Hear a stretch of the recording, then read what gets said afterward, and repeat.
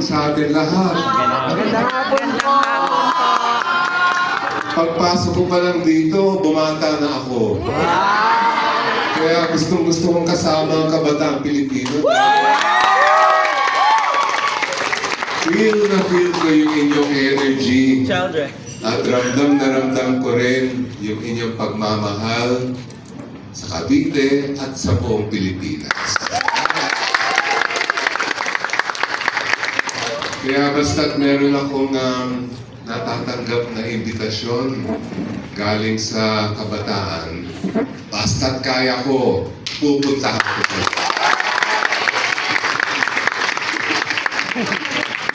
Bago po tayo magtuloy, allow me to acknowledge first our officials and everyone who made this event and my presence possible. Beginning with your SK Federation President, Arlene. Thank you so much. Sa ating National Youth Commission, Calabarzon Area Officer, Amerson Aguinaldo. Local Youth Development Council of Naik, Mia Marie B. de la Cruz. UP Comprehensive Health and Development Program, Dr. Romina Isabel Ricardo. Ito, kailangan natin ito. RN Cavite Center for Mental Health, Mary Grace Medina. JR Principal 4, Amaya Elementary, Dr. Felino B. Sidocon. I hope wala akong na-miss at syempre lahat ng mga minamahal kong mga naikere.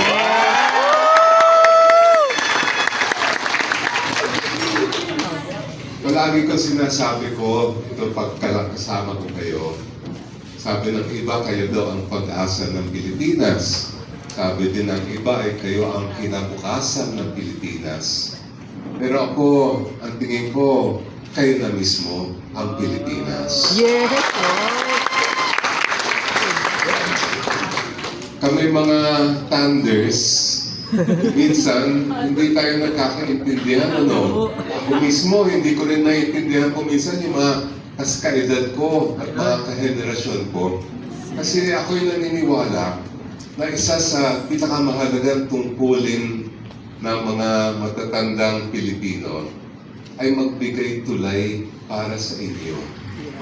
I truly believe that now is the time for our country to hear your voices, for our country to hear your dreams, for our country to act on what you want to happen not only in Cavite, but sa buong Pilipinas. Kasi kung titingnan natin yung ating kasaysayan, nung pa man hanggang ngayon, sino ba talaga ang nagmamaneho? Sino ba talaga yung nagdadala ng pagbabago sa Pilipinas, kundi ang kabataang Pilipino? Minsan nakakalimutan natin na yung mga bayani na talagang pinupuri natin, akala natin, di ba, mga senior na sila nung ipinaglaban ng Pilipinas, pero actually, kasing edad nyo lang sila. Many of our heroes were just as young as you are today when they decided, pati buhay ko, ibibigay ko para sa minamahal kong inang bayan. And I hope you never forget that every single one of you can be a hero for our country, just like the heroes that we idolize. Kasi kung tutusin, it does not take millions of people to make change in our country. Ang kailangan lang kahit iilan lang pero buo ang loob, matibay ang paniniwala at talagang lalaban sa atin na pinaniniwalaan ng mga prinsipyo. And that is what a hero is all about. Diba? Yung mga bayani na nakikita natin sa ating kasaysayan, they are no different from us, except that talagang hinanap nila sa kalooban nila yung lakas, hinanap nila sa kalooban nila yung paninindigan para sa atin. And never forget na yung DNA nila ay nasa atin din yun. Nasa dugo ng Pilipino yung pagmamahal sa ating inang bayan. Alam nyo, I've been all over our country sa nakaraang mga 6 na taon. Ang dami ko na napuntahan na syudad, probinsya, dito sa Pilipinas. Kahit saan ako padpad, basta may nakikita akong mga kabataan, lalo-lalo na pag naririnig ko yung salitang children, palagi ko silang nilalapitan. At palagi ko rin silang kinakausap. Gusto ko kasi malaman na hindi lang yung inyong pulso, kung hindi yung inyong mga pangarap, yung mga gusto ninyong mangyari dito sa atin. And everywhere I go, I get similar responses from our youth. Minsan sabi sa akin, nung nasa Visayas ako, ang gusto ko lang naman po ay hindi na dapat mag-ibang bansa yung aking magulang para suportahan ng pamilya. Sabi naman ng iba, ang gusto ko lang naman po ay makapagtapos para matulungan ko yung aking mga kapatid at yung mga ibang kapamilya ko. Sabi naman ng iba, ang pangarap ko po ay mailabas ko yung ma-express ko yung aking sarili. Kasi ako ay talagang nasa arts ang puso ko. Gusto ko mailabas yung aking mga matagal nang nararamdaman sa aking kalooban. And all of these things are part of being a young Filipino in our country. Yung inyong creative energy, yung inyong gustong mga ina-express, hindi lang sa internet, kung hindi sa pang-araw-araw ninyong buhay. Ako, minsan talagang wow na wow ako, nabibilib ako sa inyo. And I hope you never stop doing that. Kaya kung minsan ako'y naniniwala na kahit matanda na ako, youth pa rin ako. Kasi may isang kasabihan sa atin ganon, youth is not a matter of age. You will remain young for as long as you retain your principles and your idealism. At huwag niyong kakalimutan yan. May mga ibang youth, medyo matanda na kasi medyo binitawan na nila yung kanilang paniniwala. Pero meron din naman matatanda na masasabi natin youth pa rin dahil nandun pa rin yung pagpupush nila para sa ating mga values, yung mga core values ng mga Pilipino. And that is one thing that I want you to bring with you after we have this discussion this afternoon. That every one of you is a driver of change. Every one of you has the power inside you to make a difference. Nakikita ko yung mga mukha ninyo eh.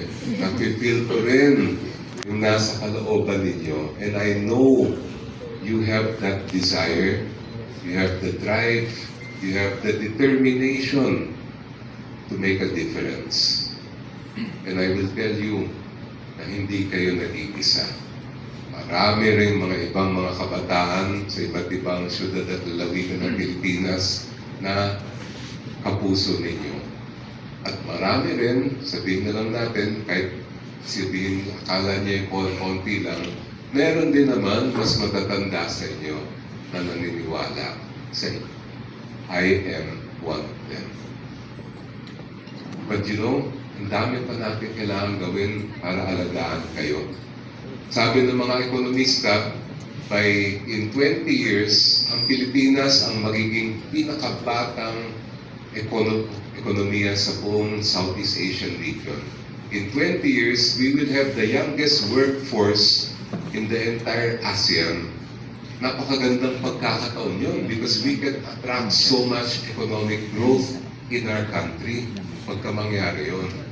Pero, para magamit natin yung pagkakataon na yun, para ma-take advantage natin yan, dapat ngayon pa lang pinaghahandaan na ng ating pamahalaan ang kabataan. But sad to say, kulang pa ang boses ninyo, kulang pa ang push natin. Dahil ako mismo magsasabi, like sa akin nakikita, it's not enough. Hindi sapat yung ginagawa nila para sa inyo. At may resibo ako pag sinasabi ko yon. Tingnan natin yung state ng education natin. Alam niyo ba na 25% ng kabataang Pilipino ay out of school? Isipin niyo, isa sa 4 na kabataan tulad niyo ay hindi nakakapag-aral. Anong klaseng kinakaharap na kinabukasan na hindi nakakapag-aral? Saan kaya sila pupunta? Dahil, at hindi naman nila kasalanan yon, na hindi sila nakakuha ng high school diploma o college degree.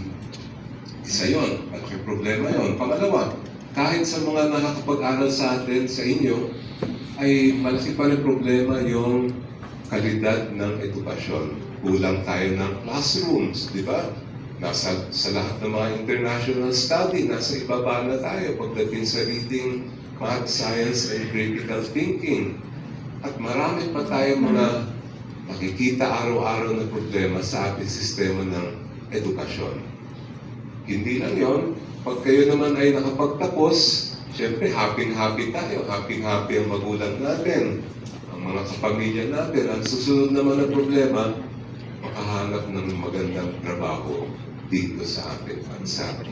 Kaya marami sa atin, di ba, ang nagiging pangarap, maging worker sa ibang bansa. Pero ako lungkot na lungkot ako pag nakikita ko yun. Kasi dapat, given yung economic growth natin, dahil talaga naman, lumalago ang ekonomiya natin, why can we not provide good jobs for our people here in our country? Ngayon, ako'y isa lang boses, matanda pa, kaya kailangan marinig ang boses ninyo na kayo mismo ang sisigaw sa lahat ng mga may kapangyarihan. Paano naman kami? Paano naman ang mga kabataang Pilipino? Bakit hindi nyo inaayos yung problema natin sa mga out-of-school youth? Bakit hindi nyo inaayos yung sistema ng edukasyon? Bakit pati health, imbis na napopondohan ng PhilHealth at napapalawak ang coverage ng PhilHealth, tinatanggalan pa ng budget. Imbis na dagdagan pa natin yung 4Ps at saka yung ibang mga nakakatulong talaga ng mga klaseng ayuda na hindi naman na may kondisyon. Kasi sa 4Ps, dapat may gagawin ng mga pamilya para makapag-avail, ay ibang klaseng ayuda ang binababa ng ating pamahalaan. It's not enough for me na ako lang magsasalita. Sana kayo rin. Kasi mismong sitwasyon ninyo, lagay ninyo, at kinabukasan ninyo ang nakataya pagdating sa mga issue ito. Iba yung tayo ko ngayon dahil dati ako'y private citizen lang tulad ninyo. Ako'y human rights lawyer, abogado. Kumbaga outside the kulambo ko noon. Ngayon, may boses na kayo sa Kongreso. Ngayon may lalaban na para sa inyo sa loob ng napakalaking gusali ng patasan. But I am just one voice. I will need your support at hindi lang naman ako, pati mga kasamahan ko sa akbayan, mga kasama natin, mga progresibong mambabatas, kailangan pa rin namin yung boses ninyo at yung suporta ninyo. Kami sa akbayan, matibay na matibay ang aming youth agenda. Unang-una lang namin na-file na bill, nung first day pa lang ng pag-upo namin, ay yung STRO Bill, Students' Rights and Welfare Bill. Dahil nakita namin, matagal nang nakahain niya na bill na hindi na isa sa batas, kailangan natin palakasin ang pakapakanan ng mga mag-aaral. Second, mag-file kami ngayon, inaayos pa lang namin yung Interns' Rights Bill. Dahil alam namin yung mga problema ng mga interns, ng mga estudyante, Kung minsan ay imbis na, di ba dapat ang intern, ang dapat mangunang priority dyan, may natututunan kayo. May maidadala kayo pag natapos yung internship. Pero minsan sa mga nakukuha namin mga reports galing sa inyo, ang nakikinabang yung mga kumpanya at hindi naman kayo. So we have to make sure that that system works. Pangatlo, kami rin ay, actually may mga iba na nag-file, pero yung aming version ay inaayos din namin Magna Carta for out-of-school youth. Kasi kailangan, dapat makahanap tayo ng paraan para makabalik ang mga out-of-school youth natin. Otherwise, sipin nyo, 25%, alam nyo, 10 years ago, wala pang 10% ang out-of-school youth sa Pilipinas. Bakit ganon? Imbis na lumiliit ang mga hindi nakakapag-aral, dumadami pa. Hindi dapat ganon. Our government should be working so that we have lesser and lesser out-of-school youth in our country. So we have to reverse that situation. Doon naman sa mga ekonomiya natin ngayon, lalong-lalo na sa mga gig workers, sa mga freelancers, ng mga kabataan din, meron din kaming Power Bill, POWERR. Ito yung sa mga nagtatrabaho online, nagtatrabaho sa iba't ibang mga mas freelance type. Kasi marami sa atin ngayon, hindi na rin nagiging empleyado, kundi sariling kita, sariling sipag ang tagang ginagamit ninyo. So we hope that with your help, we can push all of these bills, but even more than that, sana sa tulong ninyo ay maging una sa ating pamahalaan, sa lahat ng mga leader natin, yung youth agenda, at maging una din sa puso nila yung kapakanan ninyong lahat. Ano, carry ba? Carry? Yes! Gusto ko marinig. As I mentioned to you earlier, kahit saan ako magpunta, basta kausap ko ang kabataan, feel ko yung gusto ninyo. And I promise you, until my last breath, ipaglalaban ko ang kabataan.